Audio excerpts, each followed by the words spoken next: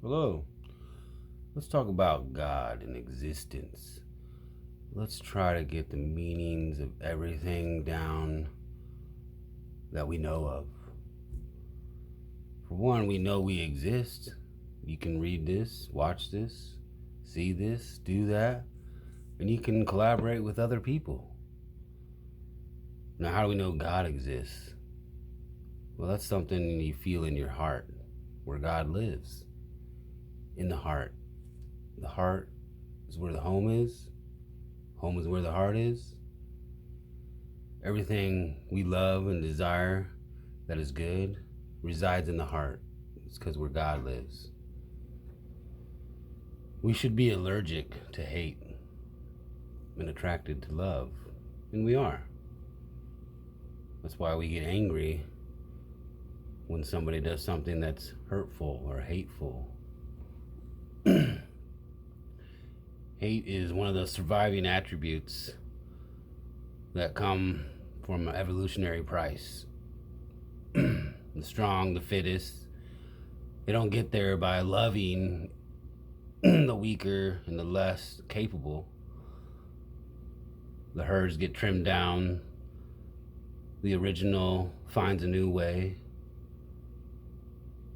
The evolution makes things different, better to cope with the environment at hand.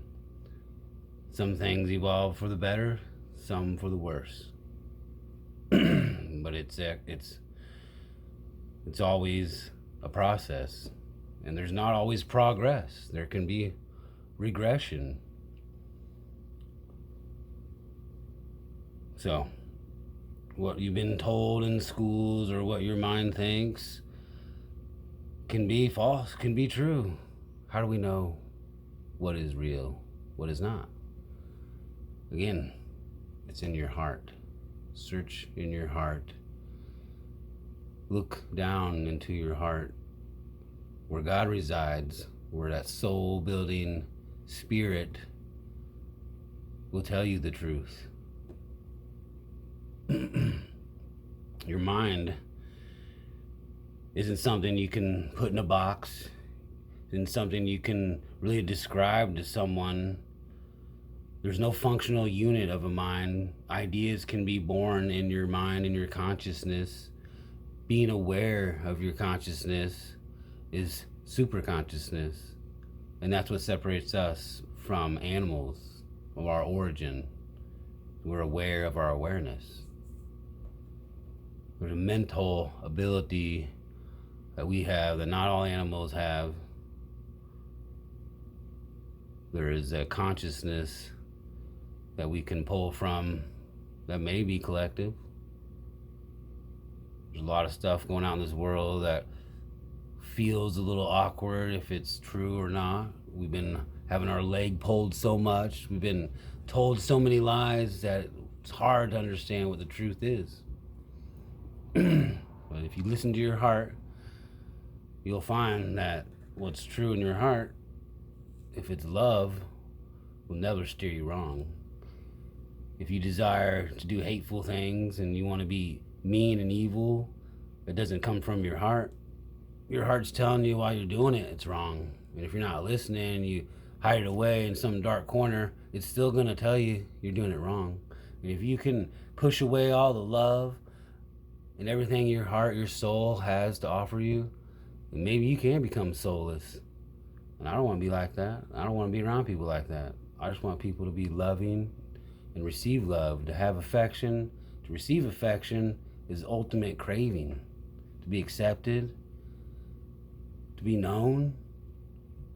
And that's where God comes in. He knows everything. He knows everyone.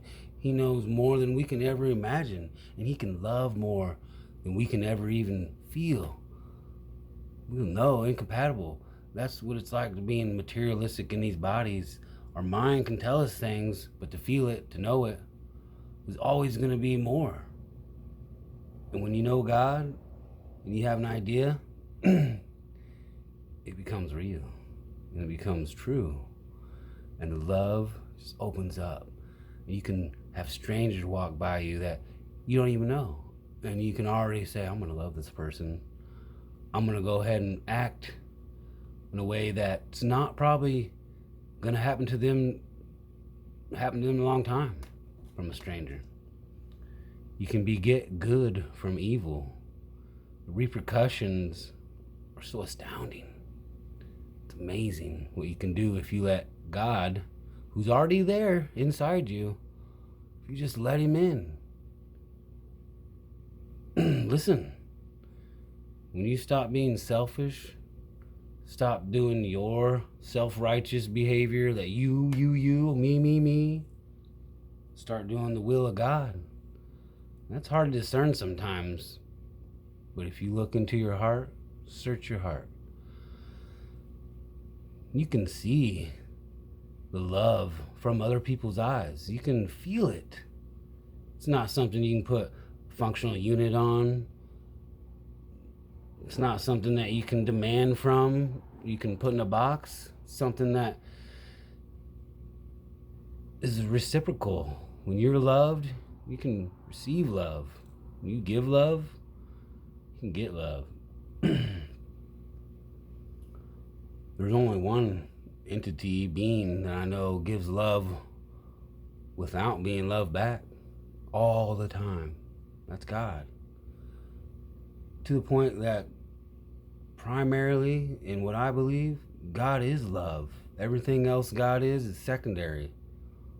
One of the other secondary things, and you can probably put it in there with not so much nature of God, but a bestowal of God, is personality. That's hard to take in, right? Personality. There's no functional unit of personality, but we all claim everyone's a little unique. We're all have a little different personality. Personality means to be personable, a person, but it's not all persons. Cats have personality. Animals have personality. Even people describe their non-energy chairs or cars. Or one thing that does have a soul, that has personality too, is plants. How they are different. Existence. It's amazing. Contemplate. Search for the truth.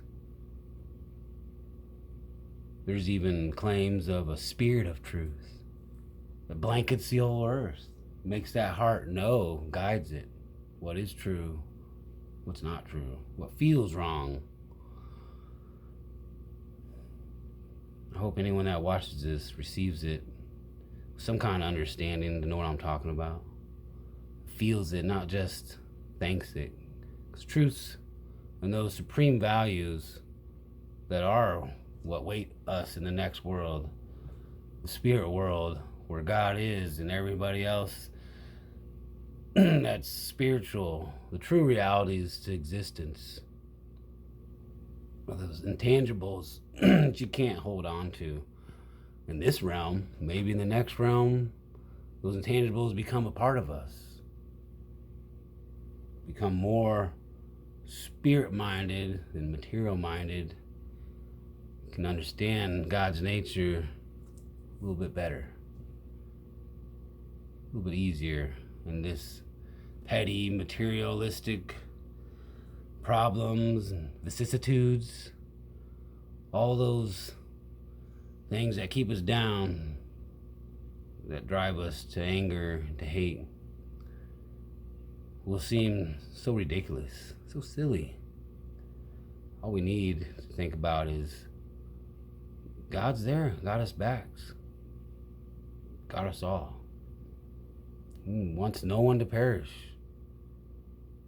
All you need to do is have faith, real faith, that God's not only gotten your back, but He is inside you, dwelling inside your heart, waiting for you to see, to open up.